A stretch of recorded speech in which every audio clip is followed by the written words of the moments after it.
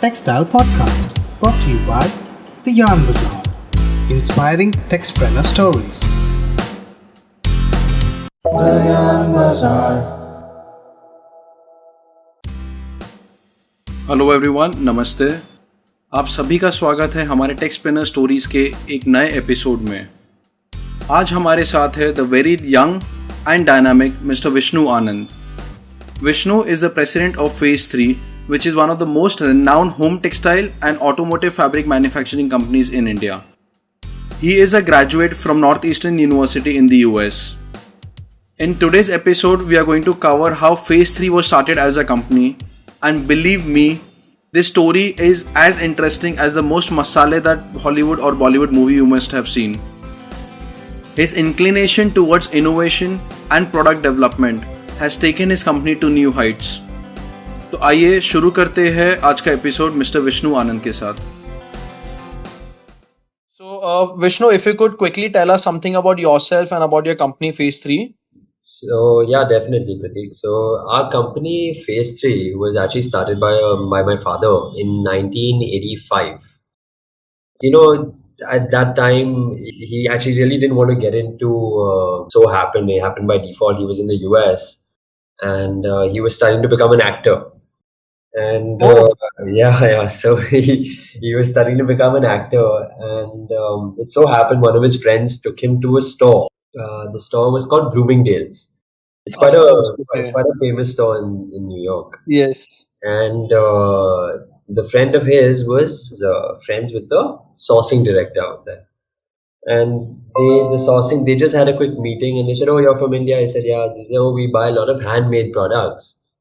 So can you organize this for me?" And my father was driving a taxi, and he used to barely make ends meet. And he used to be driving taxi at night, and then in the day he was going to school. And when any opportunity comes your way, you just take it, right? You never say no. Yeah, you never say no, man. So that's the first thing of being an entrepreneur. Is that any opportunity you get, man, just take it. Don't think about it too much. I would say don't apply yourself too much. If there's an opportunity, just go ahead and grab it. So that's what he did. And then he said, yeah, I can organize it for you. I can get it done for you. I would without actually knowing anything about this product, without knowing where to make this product, he said, yeah, I can do it. And so his journey began. And he started as a trading company. And he went to Panipat, and he found couple of these handloom guys, and he made this venture from there. And he started as a company called Phase 1, which he started as a trading company. And his story began from there. So my story, on the other hand, that's quite a journey. I mean, it's a perfect Bollywood movie plot. Man. So if you think about it, yeah, he was set for stardom, but the stardom came in another way, So yeah. So for me, on the other hand, mine has been a complete different way of entering this business. And I actually went, and I had no idea about textiles. And I had no bloody clue what my father also did. When I was in school, when you're building a business from scratch, you don't really, my dad didn't really have that much time to be at home and stuff like that. Because he was building the business. He was busy hustling. He was busy hustling, making the business, and he started from scratch. And today, between both our companies, this year we are projected to do about anywhere between 600 to 700 crores. So in sales. Nice. So yeah, and it's good, man. And the company today we're doing home textiles. We do everything from bath rugs to blankets, curtains, bath mats, area rugs. And any kind of opportunity that comes our way, even now, we're always looking to innovate and make new products out there. And we have a total of 8 factories now. And we're employing over, I would say, 3,000 people on payroll, plus contract workers. So we've got a good big organization right now, and our plants are spread across Western India, which is in Silvassa, as well as in Panipat. So where he started his journey, he started his factories also there. So we've got a couple factories there, and in Silvassa also. Okay. So Vishnu, for some people who may not be, so much aware about Faze 3, could you tell us something more about the company, the kind of products, the channels, you just mentioned that you have multiple factories across western and northern areas. Yeah. I believe you have a retail presence also, a very extremely popular store in Bombay called Area Living. Yeah, actually, we do have a retail presence. So a lot of our products that we are manufacturing for our export companies, so we're exporting to all these buyers in the US. The buyers are like, the likes of Walmart, Costco, JCPenney, a lot of the US brands, Hmm. and also in the UK to Marks and Spencer, Debenhams, then in Australia to Cotton On, then man, you name it, in every bloody country I think we have a presence in over 24 countries. So business is the best in the US though, because that's where the consumer market is. And these guys, they buy volumes, and we started with much smaller quantities, but this year we've been seeing a lot of shift from China to India, and as a result, the quantities that are coming in are massive. And from what I understand, China was doing 90% of our home textile business, and India was just doing about 10%. And now, even if you get 5% of China's business here, you're seeing a 50% growth. If you get 10%, you're seeing 100% growth. Right. So it's a big market, yeah. So going back to the factories that we have and what factories we have. So in Western India, we've got a process house, where we do our printing. So all kinds of printing. We do everything for processing of our technical textiles. So we've got a technical textile factory also, which is located in Dadra, and here we do automotive textiles. In Okay. automotive textiles, we are 55% of the suppliers 55% of the supplies of automotive textiles comes from our company, which is Phase Three Autofab. Oh wow, that's great. Yeah, so we supply to everyone, to Maruti, Ford, Hyundai, Tata, Mahindra, all these guys. So here, this business is also a small business currently. If you see, India makes, I think, around 2 to 3 million cars, whereas China, we are at 12 to 15 million cars, depending on year to year. So the potential that India has is huge for the car market. And today we are controlling 55% of it is a very, very big thing. So, Yes. so our process house processes that factory. The factory is fabric. Then we've got another factory in Dadra also, which is a rugs and bath rugs division. So here we do latex backed bath rugs, and we do latex backed rugs. We also do TPR backed rugs, and different backing options. It's basically tufted, but it's all machine tufted. Yeah, it's a big setup actually, and we're growing really well in this segment also. So in 2 years, I think 2 years constantly, we did about 60-65 crores. Just last year, even with the lockdown being shut for 3 months, our factory was shut for 3 months. We did 110 crores. Oh wow. Yeah, and in this year we are projected to do anywhere between 120 to 150, which Okay. we're looking on a more conservative side, so it could go up from there also. Okay. In So this- yesterday I came across a post where I realized that your retail arm is doing customized orders also, especially the initials and all.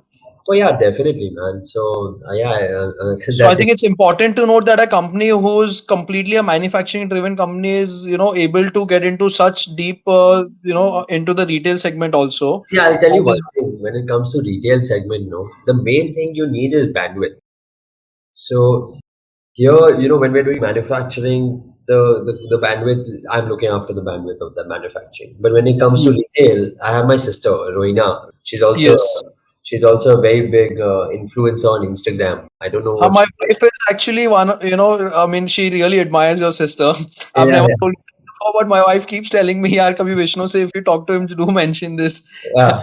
So And yeah, man, my sister is quite on you it know, with Instagram, and she's I'm not so on it with social media, because my time goes in dealing with with all the employees and all the laborers. We have 3,000 people, तो कहाँ time मिलता है ये सब करने के लिए? and I So, think her photo shoot is done by Gayatri, who's married to a close friend of mine from Warwick, oh wow, okay, the G story. okay, nice, man. Yeah, so yeah, my sister because that's the main thing. So if you have to do retail and manufacturing, you have to make sure you have the bandwidth. Retail requires 100% focus towards that itself. Right. And one good thing for her has been that in this lockdown, that she right before lockdown she changed her online vendors and she moved to, I think, a much better platform. I'm not sure which she was on something, and now she's moved to, I'm forgetting the name, yeah. But I, Okay. if you want, I can check that out and I can tell you. But since she moved on to that, her way of functioning online has become much better. And what she was doing in sales from her stores, now she's doing I would say the same amount in lockdown also, because of her online presence. And now she's shipping everywhere, man. You even to the Andaman Islands, she's getting orders there. She's getting Oh, orders, yeah, she's getting orders in the Northeast. So the presence with online is huge. And right. for retailers, I think it's key, to understand this online segment, because that is the future. And I agree. I think it's important that most retailers realize the potential that online platform has to offer for their growth of their business. definitely, And yeah, they yeah, need to design the business model accordingly and make sure that they are having this channel as well. yeah, yeah, for sure, for sure, for sure. Online is definitely the future. It's just about how you get your presence out there, how you use search engine optimization, how you use these tools that are available to you to make your brand presence See, ultimately, everything's about convenience, and the convenience you can offer to your customers through your online platform is huge. yeah, yeah, Make definitely, them buy your products, browse through your products at the comfort of their own home or while traveling as well. definitely, So, 100%. Vishnu, the story, I mean, the journey of your father and how the company was built, and the presence of the company across various verticals and demographics. Uh, Yeah. if you could tell us something about your journey, how did you decide to join textiles? Was it always something in your mind, or I mean, did it happen with you also as an accident? I think like any second generation, the first thing you want to do is you want to prove yourself, right? And Hmm. I'm sure you don't want to always just go and जब बाप का business है तो उसमें चला गया ऐसा is that thinking is always there, that I will first want to prove myself. Right. So, like every other person who thinks in that manner, I think 90% of the people think like me, and very few people will first straight away just dive into their business. I too tried something myself, but Hmm. the thing is that it's not easy, man. When you're starting from scratch, the Tell me about it. yeah, so when you're starting from scratch, it's very difficult. It requires a lot of man hours, and you literally, if you want to make it a success, like I told you, like how my father did it, he had to give up his personal life and he had to focus on his business life. Right. And that was a trade-off that I was not capable of making, let's say it that way. And it soon dawned upon me that it's, if I have something that's set for me, why don't you use that platform and grow that platform, because there's so much more that you can do when you already have something which is so big. So I think then it was my mother's initiative. She pushed me towards this line. I'm being honest with you. I don't mean to tell you that I wanted to do it. I wanted to do it from day one. I didn't want to do it from day one. It's not something that is something that comes to your mind instantly, that you want to go ahead and you just want to dive into your father's business. But then Hmm. better sense prevailed. I had something where there was good opportunity. There was a good scope for growth, and I was like, man, slow and steady. I was doing this at the same time when I was giving 50% of my time to my own work and 50% of my time to this, to my father's work. And I, Okay. I, I realized that the output and the reward I was getting with giving that 50% of time for my father's work was way higher. Whereas with giving 50% of my time to what I was trying to build for myself, there were too many ups and downs. So I realized, why not give my 100% towards something that's already there, and I already am seeing rewards towards it. So that's what made me get into this business. And getting into the business, the more and more you get into it, the more and more you start liking it. So first, in the initial stages, there's a lot of conflict that you'll face. You'll have disagreements with people. You'll have the older generation, which are already in the business, which will always you'll always feel like everyone around you is trying to pull you down. But the sooner you realize that this organization is there for you and you are the one who has the reins in your hands, the sooner you realize that, the more likely you are to be successful in what you're doing. So that's how I saw it. No, that's very well said, Vishnu. And I mean, I really, really appreciate your honesty and, I mean, the way it's turning out to be such an unfiltered conversation. Yeah, yeah, I think we've all seen, especially amongst, our next gen entrepreneurs in textiles, that yeah. it's not easy joining your family business and having an alignment with the older generation as well as the other, team members of your company. Correct, And we've all faced this friction, and it's up to us. I mean, it's mainly our responsibility to ensure that we actually, blend with the current structure of the company. correct. So that's Yeah, very important, and for sure, I've seen, how you work and how wonderfully you've been able to do that. Vishnu, yeah. if you don't mind me asking, could you be able to tell us how old are you? Me, I'm 28, man.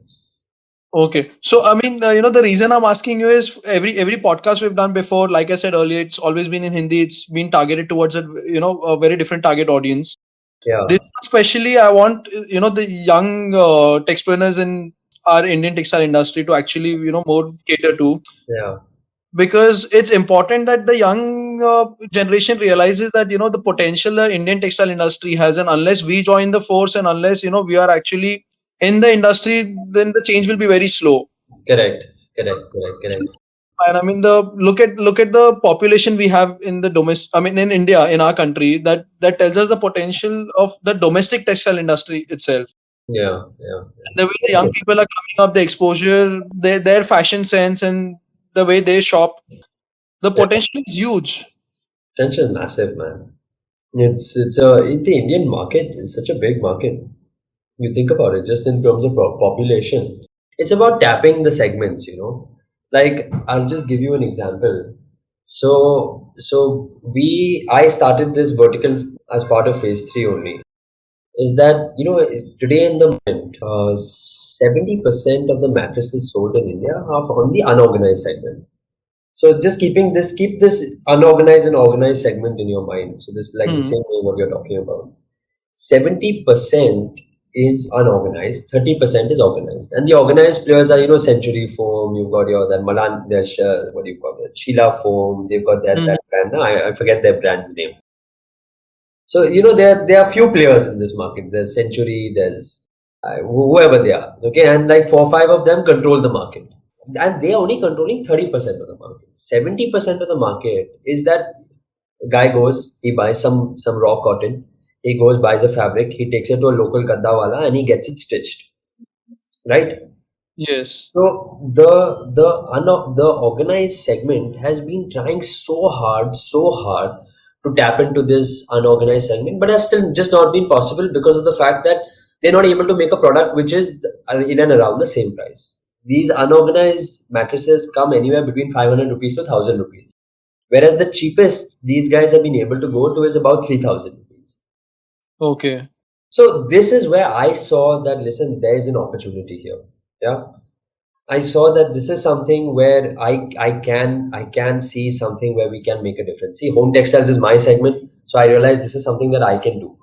And what I did was I married my two companies together.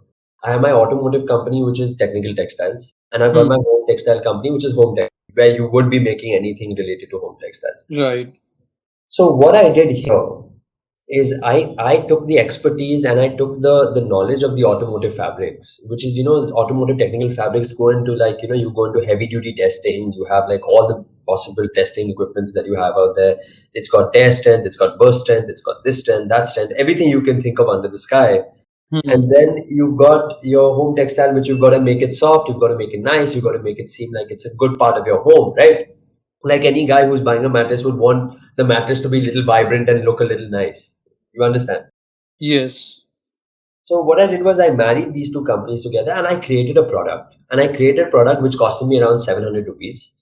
I tied up with a company which a 72-36 mattress was 700, 800 bucks. I tied up with a company called Sheila Foam. They have the biggest distribution channel. Yes. They've got over 6,000 stores.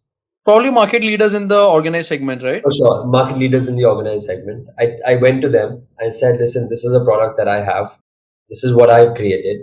And this is a product that will last you for life. I can give you guarantee because in automotive, we give guarantee for the seats for the lifetime of the car. And the car's lifetime is anywhere between 15 to 20 years. So we know that the seats can last for that long. So I made a fabric that would last you that long. I made a mattress which is comfortable, which looks good, which feels good, and it's something that could work in the unorganized segment. So we started this journey last year with them, and in a span of 1 year, but because this lockdown all hit, so it got a little backtracked. But even within the few months that we were running, in those 3 months that we were running, we did almost 2 crores in sales, man. Oh, that's So, great. That's great, yeah, man. yeah. So it was out of nowhere. It came from nowhere. But, the opportunity is there. You have to just look. You have to find the product which you feel can work and can tap that Indian market, because there are products that are there and can be done. And we have I would say the machinery, we have the expertise, what it is. It's just about finding that product and looking out there. And we should, the young generation apply themselves and think of what is it that the masses would want to be successful, to become a good brand, to do something, on a larger scale. You have to look for what the masses want. So that's what I saw, and that's what I thought investing market was a great option. And it did well for the time that it ran. But now since the lockdown has come, it's again slowed down. But we are confident. We're constantly making changes in the product. We're making making the product different, making it better. And we're confident that at one given point in time, the sales can go anywhere between 10 to 15,000 mattresses a month. And that would be big volumes, man. And there are institutional buyers who actually would, not mind paying higher if the supplier is assuring a lifetime guarantee or a more For sure. longevity to the product. Yeah, the regular, the 500,000 rupee mattresses that these guys go make themselves, within 6 months, they have to replace it, man. They're replacing it within 6 months, or they're adding more rui to it, they're adding more cotton inside, it's for them, it's an ongoing problem that they have to keep dealing with. Right. So this is something which is like a one-stop solution, which what we feel is something that is a great product. Nice. Yeah. So Vishnu, what is it that you feel differentiates your company amongst its peers? I mean, what is your competitive advantage? So see, I'll tell you one thing. The competitive advantage that what I find is that we keep looking in the market for different products that are out there. We take those products, we buy it. There's a saying, right? That why be the first to do everything? Find people who've already done it, take that, improve it, and sell it, right? Right. So that's what I look at, and that's how I find we get a competitive advantage. Is that I look in the market, what is it that's selling out there? Now with online, you get so many different options. Take those in, make it better, and then you've got your customer base. Right? I have my customer base in the US, so send it out there, see what comes about, see how you can give a good product out there, which is something that's been innovative, because there's so many people that are making so many different things. So that's what I would say gives us that competitive advantage, is that we keep innovating, and the way we innovate is by taking other people's ideas as well. So that's my competitive advantage.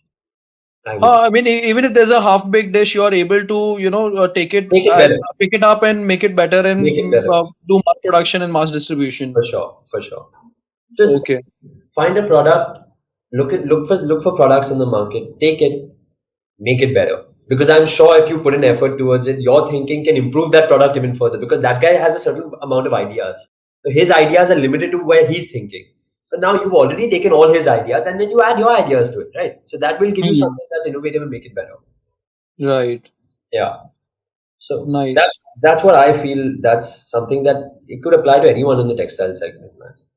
Yes, of course. Why not? Yeah. See, Bombay Shirt Company, they did something great, man. It sucks that they're not doing too well now because of the whole. I think they're in financial trouble, but their concept was good. Even now, I think in their space, they are probably the market leaders. For sure, but their concept was great. It was they did something that was innovative. They did something that was like different, and it was something that's available to you, and you can do it, man. It's not hard. Yes, good designs, good fabrics, good pricing. Yeah, exactly. It gave the customer a way to choose what he wanted and how he wanted it. Right. Yeah. Acha, how long have you been part of your family business? So now, man, it's been 6 years now. So 6 years and counting, yeah. So what are main challenges you've seen while building this company in the last 6 years, and how were you able to overcome them? So I'll tell you one thing. The challenges that I kept facing were more and more the reasons why I wanted to be in this business. So like I told you, when I was first working, I was doing my own thing, and I was doing 50% of the work here. And during that time, I saw that purchase of all my materials was handled by people within my organization. I had a guy who was, and obviously I don't name him. He was handling all my purchases of all my polyester yarns, and I was paying something like 30-35% more than what the market rate was.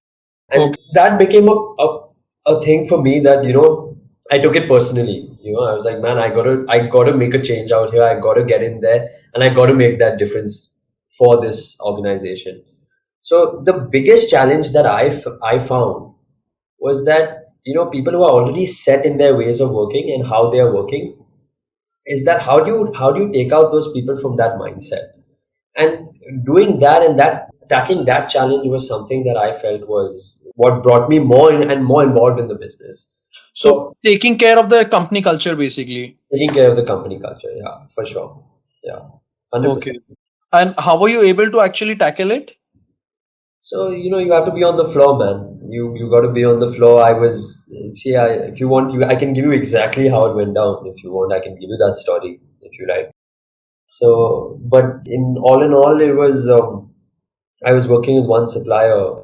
I don't want to mention who the supplier was also. So the supplier was hand in glove with one of my employees, and that employee was basically not allowing me to get other suppliers in, and because he was getting his commission from this supplier. Of course. I think Yeah, that's a classic problem that most corporates with hierarchies have. When you have a purchase team or a purchase person, yeah, then sometimes and especially if he's someone whose personal motives are to make money, correct. then And it his was, motives I are would say it wasn't really. He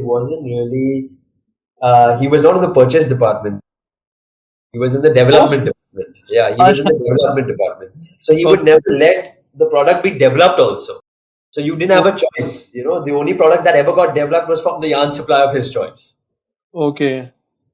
Yeah. So it's about getting down to the grassroots, man. And I think sometimes even if the purchase guy or this procurement person is someone good at heart, then it's the suppliers who will actually start pressurizing and start And offering they them. corrupt them, man. I've seen it. I've seen it happen with my chemical suppliers, with my employees. Hmm. It's crazy, man. It's crazy. It's not a good thing that exists in our industry, but there's not much you can do other than the fact what I've realized is that you got to always keep rotating it. You got to keep having job rotation in that segment. So if you've got someone who's looking after purchase in one factory, move him out from that factory, move him to another factory. Because the fact that I've got so many different plants, I keep rotating them within the plants.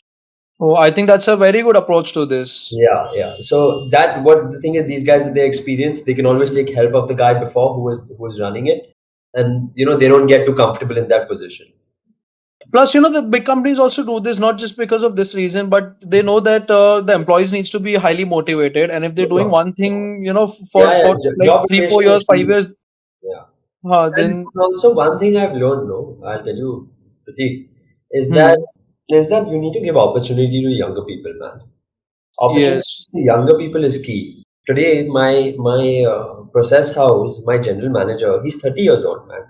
Oh, Yeah, he's only 30. The thing is, I've given him that opportunity to grow, and he's managing that plant and how, man.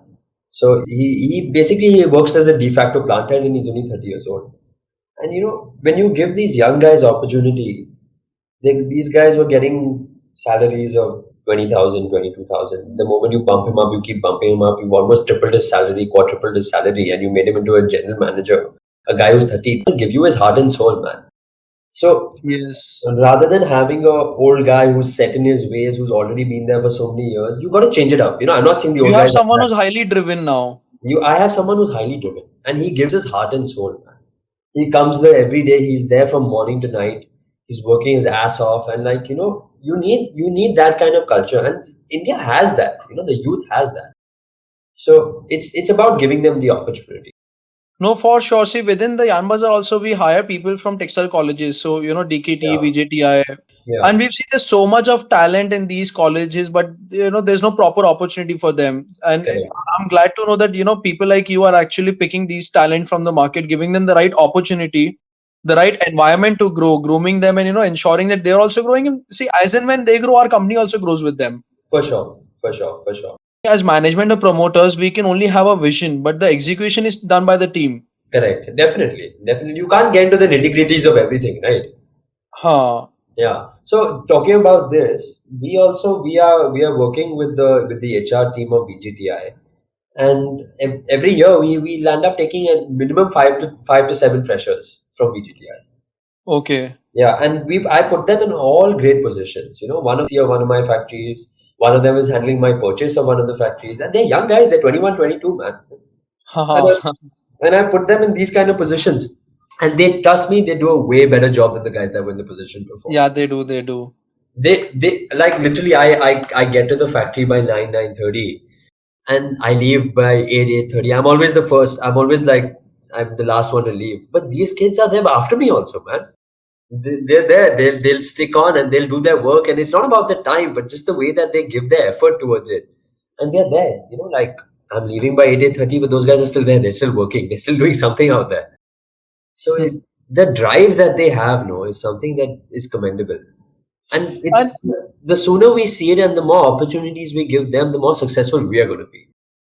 For sure, for sure. And Vishnu, it's quite funny. I mean, you must have also noticed in our Bhiwandi group that a lot of people always complain that it's difficult to hire talent. Textile में लोग मिलते नहीं है.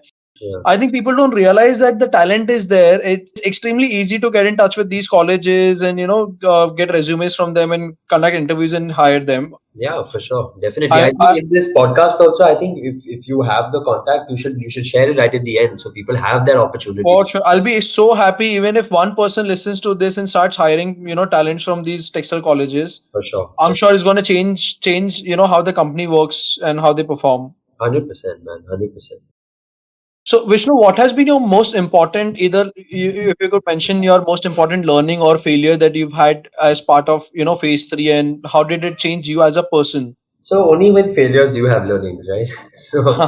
So I'll tell you, when I first joined the business, obviously I've come. I was studying abroad, used to having a very free life, doing whatever the hell I wanted to do. My friends also in Bombay, when they're working, they take a holiday, they chill, they work, they don't work, they take another job. I'm in that environment. So I was never. I didn't have that. What do you say? That I obviously I was not interacting so much with my father to have the drive like him. But what I realized was that, man, the biggest learning I had was, and the biggest failure I had was that I switched off. And you can't switch off, man. You can't, literally. In the first 2 years, the two times that I switched off, the first time I was running, the first year when I joined the second year when I joined my factory, when I had left my own venture completely and I joined my business 100%. I went 3 weeks, I went and I took a holiday. And when I took a holiday, I put my phone off and I said, man, I'm not going to look at my phone because I'm working and now I'm on holiday and I'm taking a holiday. When you're an entrepreneur, man, you can't do that. That's something you definitely cannot do. You have to be on it 24/7. It's like your baby, right? You can't leave your baby ever. You got to be with the kid 24/7. You got to answer its questions. You got to have its needs. So I was running one complete plant by myself. And that was what I was 22, 23 when I was running that plant. And 3 weeks I switched off. In those 3 weeks that I switched off, man, I got so many bloody problems, My factory the GPCB came, the Gujarat Pollution Control Board came, shut down my factory for 2 weeks. Oh. And my process house was working for my automotive division. And my automotive division, you know how it is, right? It's got to be just in time. So you can't really stop the processing of your fabric. So my shutdown of my process house affected my automotive division. So it was like a rippling effect. 150 crores worth of business was on hold because I took a holiday, So, and I'm not saying don't take a holiday, right? I'm not saying that. I'm not saying don't take a holiday, don't enjoy yourself. Just make sure you're there when in need. Just be available, Take a holiday. That's the point of having your own business, that you can do what you want when you want, right? But just be available to your team. And that's the biggest learning I had, was that you have to be there constantly. If there's a problem, just be there to guide them, to tell them what is to be done. Okay. Yeah. Okay. And what are the values and cultures you would say that drive your company? So values and cultures, I would say main thing is just pump up your youngsters, man, and get your youngsters involved. and and never ever, if you ever find anyone doing any wrong in the company, just make sure that person is out ASAP, and then you take over that department. And So if you spot a bad apple, make sure it does yeah, not. because what it'll do, it'll ruin the rest of the crop. Right. And just make sure that you don't waste time on that. Don't think that, till I don't find someone, I can't let this person go, I can't do this, I can't do that. You can. You just let that person go. Make sure that there's 100% integrity in your company. Let that person out the door, and you take over the responsibility yourself. Make sure that you handle it. Take 2 weeks, take 3 weeks, handle it yourself, and make sure there's another person who you can train and you can put in there. Like I'm saying, hire the youngsters. Take kids from BGTI. Give him even 5 hours of your time. That work, that responsibility that person was handling, you'll easily be able to make it happen. It's just by setting systems in place. Right. Having Yeah, proper SOPs in place, making having your proper SOPs in place, and you'll manage it, man. right. Yeah, you'll manage it for sure. So Okay. that is something that I believe in. Like, just make sure there's 100% integrity in your company. And the more you harp on that, the more you talk about it, the more you keep saying it, the more people are going to be wary about doing something wrong to you, because there's opportunity right there for people to do what they have to do. And the moment someone is doing something wrong, just understand, okay, you're affecting the bottom line of the company. If the bottom line was better of the company, the company would be able to give choice. So that bad person, that bad apple, what it's doing is it's ruining everyone else's opportunity around them. So Right. the rest of your employees are getting affected by that, indirectly and directly. Makes sense. Yeah. So just make sure that, I would say, integrity is one thing that you have to always have within your organization. Okay. Yeah. And Vishnu, in your opinion, what do you think are the main expectations of your customers, and how are you able to fulfill them? So the main expectations of my customers is definitely quality, as well as sticking by commitments. So if the price is one thing, yeah, that way, like any business, once you get the business, the price doesn't really matter, right? But what really matters is that you deliver quality and what you assure the customers. If you've given a sample, don't try and do jugaad later on. Don't say Uh-huh. कि मैंने I've used the tens count, अभी मैं arts count use करूंगा, मैं पहले I use rings पर मैं अभी OE use करूंगा. ऐसा नहीं करने का है. If you want integrity within your organization, you got to have integrity for your customers also. Make sure that you're giving your customer what you promised them. That is something that I feel will take you a long way. And obviously, if you're giving a commitment, if certain delivery timelines are there, do whatever you have to do. Spend extra money, lose money, don't make a profit in the order. It's okay, but just make sure if you've committed something to someone, you make sure that order is fulfilled to that person, and that goes a long way. Trust me. And the same thing happened when my dad actually first started his business. He was doing a sale of, I think, 10 crores, 15 crores, around that much. And he was doing business with a Japanese customer. The company's name was Kawashima, I think. Okay. I'm not mistaken. It was a Japanese customer, and they were into home. So what happened is that one of their suppliers said that they can't manage something. So they told my father that this is the product that I want, and can you deliver this for me? I need it at this particular time, and I need it by this time. So my dad said, "Yeah, I'll manage it for you." He took. You never say no. You never say no. He took losses. Okay, he took the order. He must have made maybe a 15-20% loss on that order, because what he did was he got all the people from all over the market, paid them double the salary, said, "Come here, make this product for me," because it was a handloom product at that time, and you needed labor to make that product. He did Okay. all handloom, but he delivered based on the commitment that was given to the guy, the buyer. The buyer was so impressed. The company leapfrog from 15-20 crores to easily to 30, between 30 to 40 crores the next year. And that leapfrog only came because of our quality and integrity that we had, and what commitment we gave, we delivered. That's a great story. Yeah. So that was I would say the turning point for our company, and that value is still ingrained within us. We make sure that what we commit is what we deliver. I think it's important that we all realize that as suppliers now we have to value our valuable buyers. Correct. ठीक है, एक तो सौदे में नुकसान होगा, चलेगा, but वो बायर इतना बड़ा है कि वही अपने को आगे दूसरे ऑर्डर्स में प्रॉफिट करके देगा. Correct. Definitely. And you're a good supplier to him, so he's going to value you also as a supplier. Don't think short term. That's the key. Yes. To becoming a big business, to becoming a big company, don't think short. Don't think short term कि आज मुझे 10 रुपए और कमाना है तो मैं इसका ऑर्डर में अभी ऑर्डर ले लिया हूँ पर now he doesn't have any other option, अभी मैं उसको 10 रुपए ज्यादा करके दे देता हूँ. ऐसा नहीं करने का है. हाँ. Yeah. Same thing happened to me. I was buying yarn from this one guy who was supposed, in the time of November, December time. When rates are going up. So I'm saying in that time in November, December, when that organic ka that whole problem happened. Shortage हो गया, prices started shooting. Now that the price got shot up from 10 rupees ज़्यादा लगा के 100 रुपए बन गया, something on those lines, right? Yes. So I had given my orders before. That had nothing to do with me. The supplier should have given it to me at what he had committed to give it to me at, right? But he didn't do it. So today that guy's lost all his business with me. Okay.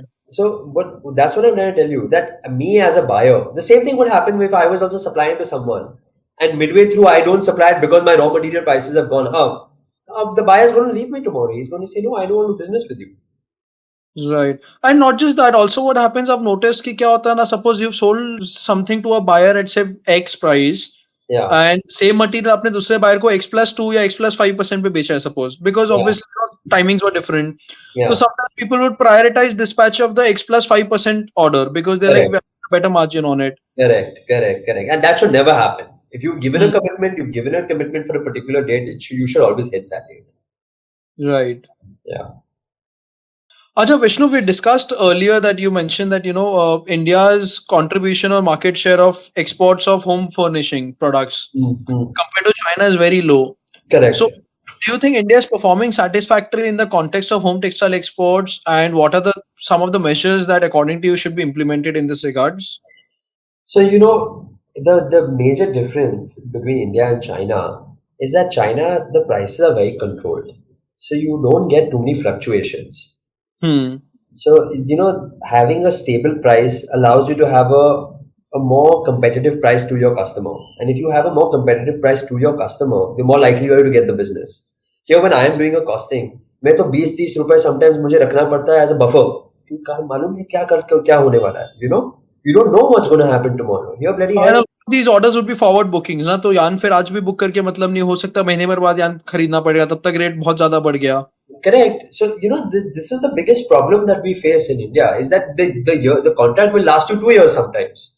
And you don't know what's going to happen with the prices here. So, you're not able to give a very competitive price to your customer. So, for India to become successful in this segment, in the home textile export segment, price stability is very important. And for price stability, the only way to make that happen is if the government intervenes, man. So raw material price stability is something that has to be in control, has to be in check. Let everyone make a fair buck. It shouldn't happen that at one point the yarn suppliers are making 0% margin, and one time they're making 30% margin. It shouldn't happen like that. Why do you want uncertainty in your business? Why do you want to have a business where tomorrow you could just shut down overnight? I believe that you make a constant profit. Speculative scenarios. Sorry? I mean, these are industrial products, na? ऐसा कोई speculative market तो है नहीं. It's not a crypto or a capital market. Correct. These are industrial products. Be happy with a certain margin that you would make. You're making 10%, you're making 15%. Keep it at that. Don't let your margin go below that, but make sure that your price is stable. And the only way that can happen with cotton and with polyester is if the heavyweights are put in check. Like Reliance is there, you know what he does with the pricing, man. He goes ahead and does anything, whatever he likes, whatever his mood comes to, he'll do. Ultimately it's business for him. If there's no one putting a control and check on him, good for him, yeah. He's doing his business. But the government should, if there's a monopoly in a certain segment, the government should try and intervene and try and make sure that people like us are not getting hurt. I think there's another way to look at it also. I've noticed there are certain segments or industries where they have a fixed price for the whole month. So first week of the month or last week of the previous month, they'll set a price कि पूरा महीना ये rate चलेगा. So I think that's also a good way to control price because the buyers also know कि ठीक है मेरे को कभी भी जरूरत रहेगा ये महीने मेरा input cost ये रहना है. Correct. Even in yarn, there are certain belts in the south, especially in the knitting segment, where they fix prices for the entire month. No, see, it's easy to fix it for a month, but for the home textile segment, for the export segment, that's what I was trying to tell you, is that the pricing is not for a month. The pricing is for a year or 2 years. So for you to get that business, you have to be very low in your costing in the first place. And with so much instability in the market, to give that low price is impossible. Because you don't know tomorrow in India. In China, you know what the price is going to be. They have it controlled, they have it pegged, they know exactly what their price is going to be. They make sure that their prices don't go above a certain level. They make sure it doesn't go below a certain level. Whereas here in India, if you look in the Melt Plus model, if you just look at your melt and you look at the trend, and today melt is at $78. It's 1 year ago it was at $50. That's a 28 rupee increase. 28 rupees or more than 50%. There's a 50% increase in your melt price. So means how do you account for that? How? It's impossible to account for that. It's you gotta have control on the pricing, man. So right. One thing what I feel, that's my personal opinion, for the segment to grow, for the segment to be, you have to have stable pricing. Have fluctuations 5%, 3%, 5%, not 50%, man. That's something that's very hard for businesses to deal with. And you can see that so many of these guys are shut down today. So many of the markets are shut today. Your shirting, suiting, all these guys they're not operating, man. Why are they not operating? Raw material prices are high. I think a lot of retail focused products are facing this problem. I mean, I was talking to Siddhant Agarwal, who's one of the promoters of Rupa. And I mean, all the products are based on an MRP. Yeah. And MRP they cannot change every day, right? It's packaging भी हो रहा है, retail भी पूरा distributor वगैरह set हुआ हुआ है. Correct. And since December when yarn prices started going up, it's shot up almost by 50 to 70%. Correct. Even big brands like them face a lot of problem because they cannot increase the MRP so drastically. Yeah, for sure. And like you said earlier कि company का bottom line affect होगा तो obviously employees के लिए भी वो pay cuts आने हैं. Yeah. You have to scale down your team strength. So everything does indirectly or indirectly have an economy also. It's a ripple effect. Yeah. Yeah. So how do you think lockdown and COVID has changed the industry, and what do you think would be the major changes going forward now? Lockdown and COVID. That's man. I'll be honest with you. I have not really looked at what's happening outside because for me, I've been operating like there's no lockdown, there's no COVID. I've been going to the factory 3 days a week, 4 days a week. I come to the office the other days. So for me, my business in fact is growing because the business from China is coming to India. So for me to comment on this is a little difficult because I'm not experiencing it myself also. I think that's the best comment one could give, that कि कोई क्या lockdown और क्या COVID, business अच्छा चल रहा है और अच्छा चल रहा है, grow हो रहा है. Correct. That's what you need, no? Yeah, exactly. For me to comment on it is difficult because I'm not facing that same difficulty. Yeah. I think the scenario has been really good, especially for the home textile segment, no? Yeah, for the home textile segment, it's been, no, I won't say really good, it's been good. Okay. Because you're getting more business. And your fixed costs, everything will start coming down. Those location of fixed costs will be over a much, much wider spectrum of business. So it's a benefit. Okay. So going back to what we spoke about in terms of what India should do to make it better. For our segment also, for our home textile segment, is that with China, the major thing was that they all worked on delivery payment against dogs. In India, the bloody problem is every bloody guy is giving 60 days, 90 days, 30 days. Man, why are we so used to giving credit? The more credit you're giving to someone, I'd become unviable, right? If I'm a supplier and I have 5 other guys who are deciding to give credit, I also have to give credit because the other guys are giving credit. China doesn't do that, man. China makes sure that payment is coming with delivery against dogs. And I'm sure you must be knowing this. And if the big customer wants credit, the government takes care of that. And the government pays the organization. But here, obviously, India, I'm not saying is in a position to do that. But the government pays the supplier before the customer can. And then the government takes the exposure upon himself. Here you've got that ECGC coverage for all your exports. Mm-hmm. ECGC may also, there's so many bloody hang-ups. You end up getting the money, you have to fight with the government. You know how difficult the rules are, the regulations are, how you have to fight. And at the time of the goods being dispatched, you have to check your ECGC, whether the company was falling under ECGC, whether it's a high risk, not a high risk. So what I'm saying, if they put someone under high risk, I'm going to be stuck with the goods. So that's even worse, no? Here, the system and the laws out here are something that I would say need to change for allowing better growth in our country. Just last week, my CA was telling me that now we're going to have a TDS on purchase of goods also. So आप यहाँ नया कपड़ा खरीद रहे हो तो आपको purchase पे भी TDS आएगा, जैसे सेल पे TCS आया है. Yeah. So I think things are changing. Yeah, but the things should change to make it easier to do business, not harder to do business, man. Yeah. Right. Acha, Vishnu, any word of advice for young entrepreneurs, for people who are wanting to join textile industry or people who are wanting to join their family business in textiles? Yeah. I would say, man, like I told you, I've been saying this again and again on this call, empower your age people, man, and spend time in training them.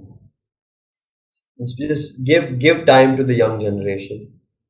Give them the time and energy. Because, rather than trying to go and find someone for a position and looking for guys who have already been in the market, who lost their jobs, or someone who's looking for better prospects, rather than doing that, and someone, give that time and effort to someone young. Let them also grow. Let the people who've studied in this industry also grow. And that's the only way I would say. That's the main mantra that I feel like everyone should follow when getting into this segment. Right. I think when they come in with a blank slate now, and when you're able to groom them well, Yeah. their output and their efficiency is much higher than someone, who brings in experience, which is definitely worthy and valuable. I'm not saying don't bring in experienced people. Yeah. In the positions, like if you need to have a master to do something, you have to get the master in, Right. But put a kid with him also, no? Put a kid with him to learn. Put the kid also with the master. Make sure that kid is following the master wherever he goes. He goes to the toilet. The kid also has to go to the toilet. He goes everywhere where the master goes. So he learns. Mm-hmm. So the key is that. Right.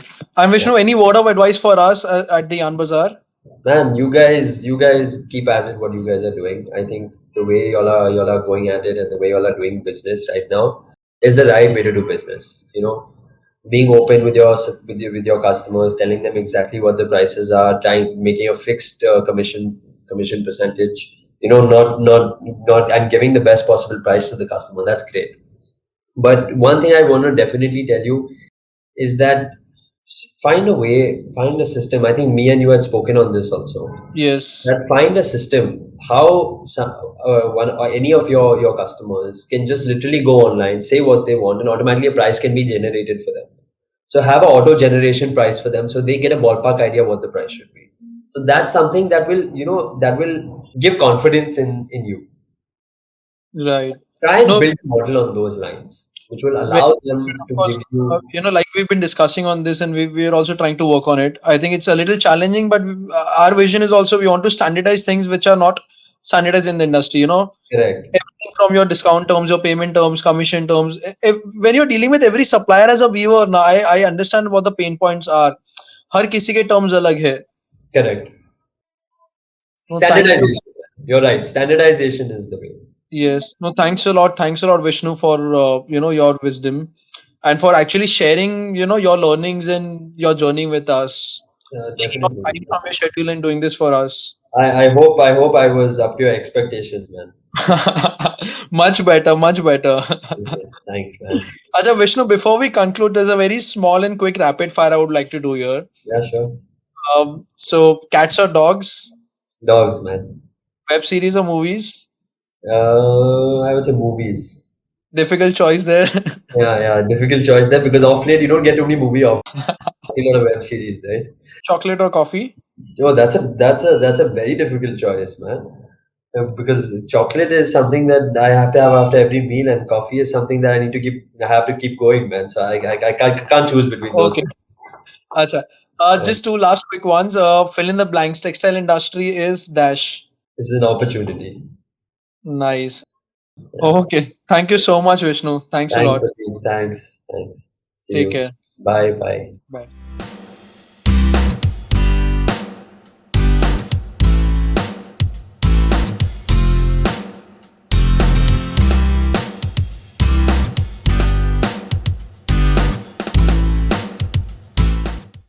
The Yarn Bazaar.